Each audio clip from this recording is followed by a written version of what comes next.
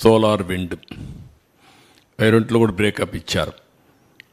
1342 మెగావాట్ల నుంచి 6374 మెగావాట్లు పెంచాం. 475%, 7716 మెగావాట్లు అయ్యింది.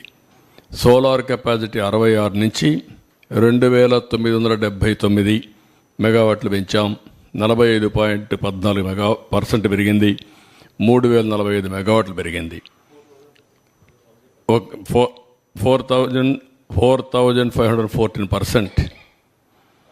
విండ్ 731 మెగావాట్ల నుంచి 3346 మెగావాట్లు అదనంగా పెంచాం.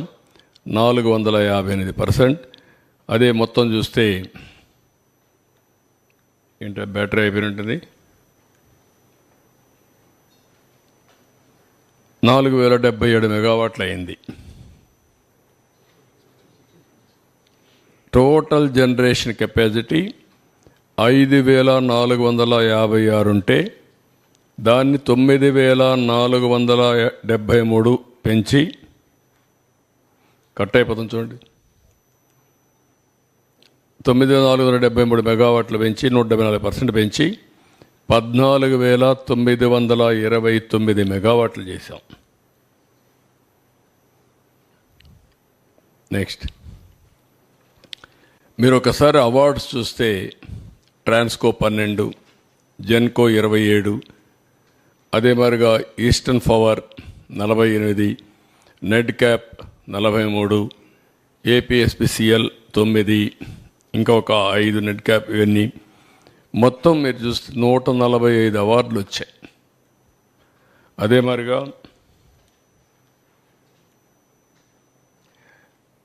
నోటబుల్ అవార్డ్స్ వచ్చి national and international agencies best power utility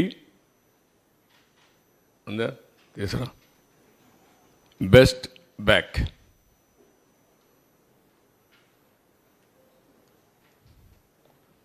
చూసుకోండి, జాగ్రత్త చూసుకోండి.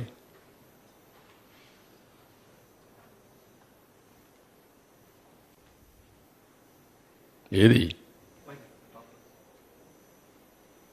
ఓకే, ఇది కరెక్ట్గా రావడం లేదు, ఎతకాలి, అలవాటు కావాలి. బ్యాక్ మొత్తం మీరు చూస్తే బెస్ట్ పవర్ యూటిలిటీ,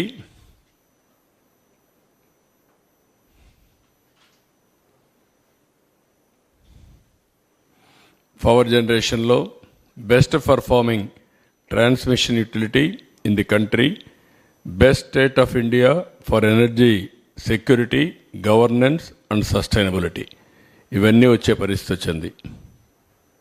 నెక్స్ట్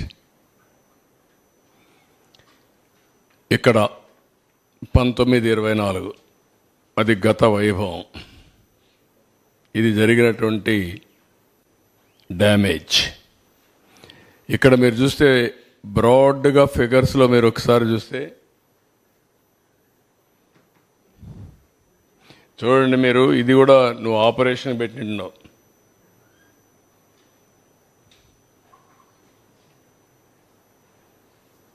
రెండు కన్ఫ్యూజ్ అవుతుంది. తీసుకెళ్ళు, ఒళ్ళు దగ్గర పెట్టుకొని పనిచేయండి, తమాషాలు ఆడుతున్నారు. చూసినప్పుడు టారిఫ్ బర్డన్ ఆన్ కన్జ్యూమర్స్, గవర్నమెంట్లో కూడా ఉండేవాళ్ళు మరి పని చేస్తున్నారు. వారసత్వంగా వచ్చాయి మాకు ఇవన్నీ. తొలి రోజు వస్తే కమ్మోడు కూడా పనిచేయాలా, రూములు పనిచేయాలా, ఏసీలు పనిచేసే పరిస్థితి లేదు. ఇక్కడ ఎవడో పట్టించుకున్న నాదుడు కనపడలేదు. కాగా అట్లా తయారైపోయారు. మన రూమ్లో కూడా ఏం పని చేయకుండా ఉండే పరిస్థితి వచ్చేసింది. ఆ రూమ్కి ఎవరు వచ్చినట్టు లేరు. వీళ్ళకందరికీ ఇంకా పాత వాసన అట్నే ఉంది. ఇక్కడ చూసినప్పుడు టారిఫ్ బర్డన్ ఆన్ కన్జ్యూమర్స్ 32,166 కోట్లు పడింది. 2 అప్పులన్నీ అన్ని యూటిలిటీస్ కలిపి 49,596 కోట్లు. ఇవి కాకుండా ఇన్ఎఫిషియంట్ గవర్నెన్స్ వల్ల ఏ ప్రాజెక్ట్ ఎప్పుడు ప్రారంభించాలో ప్రారంభించకుండా పోవడం, అవన్నీ క్లోజ్ చేసి